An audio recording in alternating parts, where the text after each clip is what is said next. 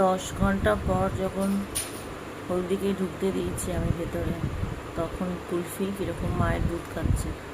এখনও মার কাছেই থাকবে, এখন আর ও কিটেন মিল্ক খাবে না।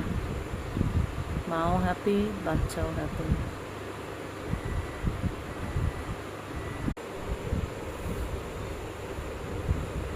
শান্তির ঘুম। কালকে সারাদিন বাচ্চাটা কষ্ট পেয়েছে, যদিও আমাদের সাথে ছিল, আমরা সবসময় ওর সাথ দিয়েছি, তাহলে মা তো মাই হয় না। 10 ঘন্টা মার থেকে আলাদা থাকা একটা 46 ডেজের বাচ্চার জন্য ভীষণই পেনফুল। এখন খুব শান্তি পেয়েছে। হলদিরও কাল খুব কষ্ট হয়েছে, ওকে নিচে রেখেছিলাম কিন্তু বারবার ওপরে আসছিল, কিন্তু ওর আর ওর বাচ্চা দুজনের ভালোর জন্যই আমি ওদের সাথে এটা করেছি। এখন হলদিকে সকালে ব্রাশ করালাম, হলদির গায়ে একটাও পোকা পায়নি, খুব ভালো, আর বাচ্চাও একদম ফ্রেশ, কোনো পোকা নেই, কিছু নেই।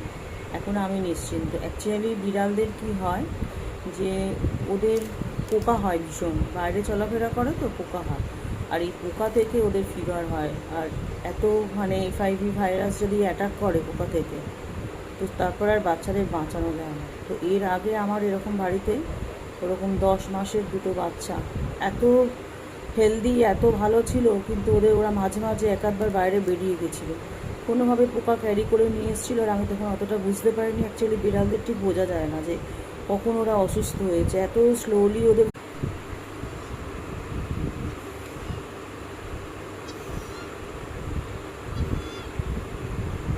আফটার 10 hours হলদি আর কুলফি একসাথে।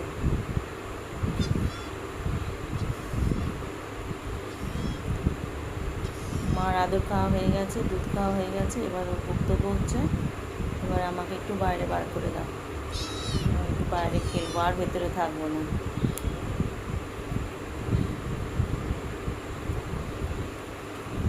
খাওয়াও হয়ে গেছে, 10 ঘন্টা পরে মাকে দেখেছে, আদর হয়ে গেছে, খাওয়া দাওয়া হয়ে গেছে, এবার মনে হচ্ছে ওর একটু বাইরে বেরোবে।